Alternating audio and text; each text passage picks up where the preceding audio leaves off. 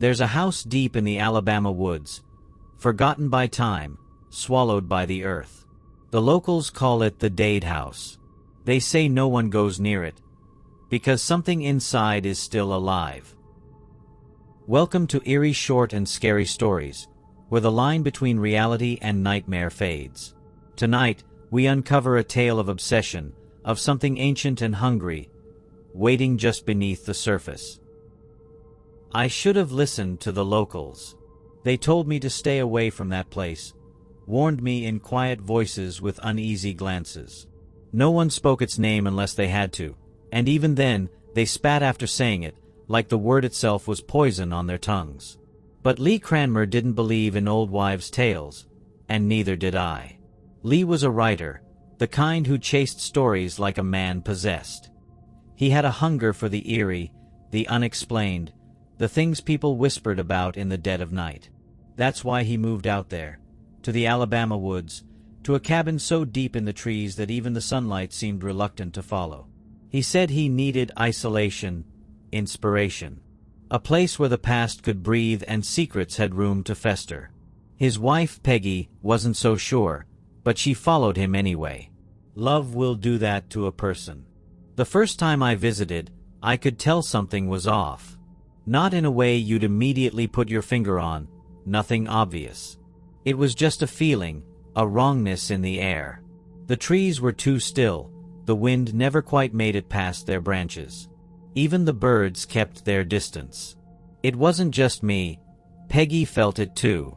I could see it in the way she held herself, stiff and watchful, like she was waiting for something to happen. Lee was in his element. He told me about the ruins his cabin sat near, an old, forgotten structure buried in the woods. The locals called it the Daid House. No one knew exactly how long it had been there, or who built it. The stories changed depending on who you asked. Some said it was a place of worship long ago, though no one could name the god. Others swore it was a home, until something inside made sure no one ever lived there again. They all agreed on one thing: it was a place of death. A place you didn't go looking for unless you wanted to be a part of its story. Lee laughed off the warnings, called them superstition. He was fascinated, obsessed, even. He said he could feel something there, something waiting to be uncovered. He talked about the past like it was whispering in his ear, daring him to dig deeper.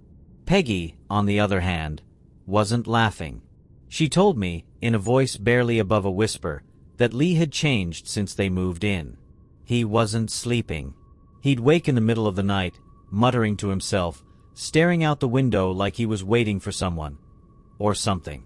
She'd catch him standing at the edge of the trees, eyes locked on the ruins, completely still for hours at a time. And then there were the other things. Things she couldn't explain. Objects moving on their own. The feeling of being watched, even inside the house with the doors locked and curtains drawn. A sound, low and wet, something shifting just beyond sight. She begged me to talk to him, to make him see sense. To convince him to leave before it was too late. I wish I had. I wish I had dragged him out of there, kicking and screaming if I had to. Because by the time I realized the danger he was in, it was already too late. At first, it was little things. Lee would go out to the ruins at dusk and come back long after midnight, covered in dirt, eyes wild like he'd just seen something he couldn't explain. He'd sit at his desk, scribbling notes, muttering to himself, lost in thoughts he never shared. Peggy told me she'd wake up in the middle of the night and find the bed empty. She'd find him standing at the window, unmoving, staring out into the dark. Then there were the noises. Whispers carried on the wind, low and urgent, too far away to make out the words, but close enough to know they were meant for him. Sometimes, when he stepped into the ruins, his flashlight would flicker, the beam sputtering like something unseen was reaching out, brushing against it. One night, he came back looking worse than usual. He told me, quietly, like he was afraid something might hear, that the ruins weren't empty. There was something inside. Something that moved. That breathed. He couldn't see it, not fully, but he could feel it. Watching. Waiting. Peggy said it was getting worse. He wouldn't eat. He barely spoke. The house wasn't right either. Objects weren't where they were supposed to be. A chair dragged slightly away from the table. A glass set down in the sink when neither of them had touched it. She woke one morning to find the bedroom door open, though she was sure, absolutely sure, they had locked it before going to bed. Lee didn't seem bothered. If anything, he was excited. He told me he was close to something, that the answers were just out of reach. But his hands shook when he said it, and there was a tremor in his voice. I should have stopped him then. I should have made him leave. Because whatever was waiting in that ruin, whatever had its claws in him, wasn't going to let go. When I finally saw what Lee had been working on, I felt sick. His desk was covered in papers, filled with frantic, scrawled notes that barely made sense. But it was the drawings that sent a shiver down my spine. Twisting, shifting shapes. A mass of limbs, or maybe tentacles. No eyes, no mouth, just movement. Like it was writhing, even on paper. And then there were the descriptions. Pulses like it has a heartbeat. Thick, gelatinous, but alive. I think it sees me even when I don't see it. Peggy stood in the doorway, arms wrapped around herself like she was trying to keep from shaking. He's not the same, she whispered. He's different. I don't know how to explain it, but it's like something else is in there with him now. I didn't believe her. Not at first. But then Lee came back from the ruins with a glass jar clutched in his hands. And inside it, something moved. I told myself it was a trick of the light, but the way it shifted, slow, deliberate, it wasn't random. It wasn't natural. It clung to the glass like it was testing it, like it knew it was trapped. Lee held it up, eyes wide with something between fascination and terror. It isn't dead, he whispered. It's watching me. He swallowed hard, and his voice dropped lower.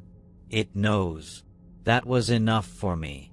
I told him to stop, to walk away before whatever this was became him. But he only laughed, shaking his head. I'm too close, he said. I understand it now. He didn't. He couldn't. But whatever was inside that ruin did.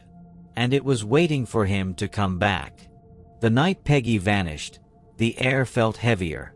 It pressed down, thick and suffocating, as if the very woods had been holding their breath. I arrived at the cabin just past midnight, expecting an argument, maybe a desperate plea from Peggy to get Lee out of there. Instead, the door was ajar, swaying slightly in a breeze that didn't exist. Inside, the smell hit me first. Rot, damp earth, something metallic. Then I saw the walls. A slick, dark substance coated them in uneven streaks, glistening under the weak light of a flickering lamp. It wasn't paint. It wasn't water damage. It moved, sluggishly, as though it were alive. Lee stood in the center of the room, barely acknowledging me. His hands hung limp at his sides, his clothes soaked with that same dark ooze. His face was pale, hollow. His lips barely moved when he spoke. It's awake, he murmured. I let it wake up. The words crawled down my spine like insects. Then came the noise. A wet, sucking sound. A deep, organic shift somewhere beyond the cabin walls. Something was moving. Something big. I turned toward the window. The ruins. The darkness around them wasn't just shadows. It bulged, twisted, something deep inside it stretching against the night like it was being born anew. And then it came. A mass of undulating blackness, neither solid nor liquid, dragging itself forward with movements that defied everything my mind could comprehend. No shape, no true form, just writhing, shifting, stretching tendrils of something that should not exist. Lee didn't move. He only watched, his eyes wide, his breath coming in ragged gasps. Then, the thing reached him. It slithered up his legs first, thick ropes of gelatinous matter winding around his calves, his thighs. He shuddered but didn't fight. When it reached his torso, He let out a single broken sound, something between a sob and a moan. "It's inside me," he whispered. And then, he was gone. The thing absorbed him, pulled him inward, his flesh stretching, melting. His scream swallowed by the wet, slurping sound of its movement. I ran. I didn't think. I didn't breathe. But the thing was spreading. It oozed through the cracks in the floor, seeped into the very air, stretching toward me like it knew me, like it wanted me. The woods had never felt so endless. And yet, somehow I knew, no matter how far I ran, this thing would never stop. I don't remember how I got out. One moment, I was in the cabin, watching Lee disappear into that thing, and the next, I was running. My legs moved without thought, my breath tore through my lungs, and the night around me blurred into nothing but streaks of black. Behind me, the cabin groaned. The walls buckled, the roof sagged, and then it collapsed. Not in the way an old building falls apart. No. It was swallowed, pulled downward, inward, like the very ground beneath it had decided to erase its existence. By the time I reached the road, there was nothing left but silence. Peggy was never found. No body, no trace, not even a whisper of where she might have gone. The locals stopped looking before they even started. And Lee, he was gone too. No one asked. No one even mentioned their names again. The ruins remained, of course. They always would. No one tried to tear them down. No one dared to go near them. The town just shifted, moved its edges further from that place, as if pretending hard enough would make it disappear. I left, moved as far away as I could. Changed cities, changed jobs, changed everything. I didn't tell anyone the truth because there was no truth, not one anyone would believe. I told myself it was over. Then, last night, I woke up to a sound. A slow, wet squelch. At first, I thought it was in my head. A nightmare. A lingering echo from that night. But then I heard it again. Closer. From inside my walls. I didn't move. Didn't breathe. I just lay there, my body rigid, my heart hammering so hard I thought it might stop. The sound came again, long, deliberate, like something was pressing against the inside of the drywall, pushing forward, trying to get through. I tell myself it's nothing, that it's the pipes, the settling of the house, my own mind playing tricks on me. But I know better, because when I closed my eyes, I felt it, watching, waiting.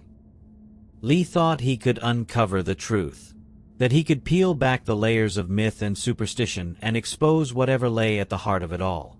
But the truth isn't something that waits patiently to be found. It doesn't sit, buried beneath old stones, hoping for discovery. No.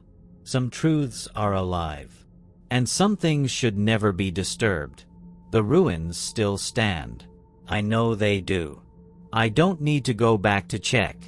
I don't need to hear the whispers of the locals who still refuse to speak of what happened. That place will always be there, waiting, watching. Because some things never die, and neither do their echoes. I hear them every night now. That slow, wet sound. The press of something just beneath the surface. The walls of my home shift ever so slightly, like something is testing them, pushing, searching for a way in. I tell myself it won't. That I left it behind. That what happened in those woods was a nightmare that ended when I ran. But it knows where I am. It always did. And now, it's only a matter of time. If you found this story interesting, share it. Let more people see what really happens. And if you want to hear more true crime cases like this, hit that subscribe button. There are more stories out there, some waiting to be told, others still unfolding. This was Eerie Short and Scary Stories. See you next time.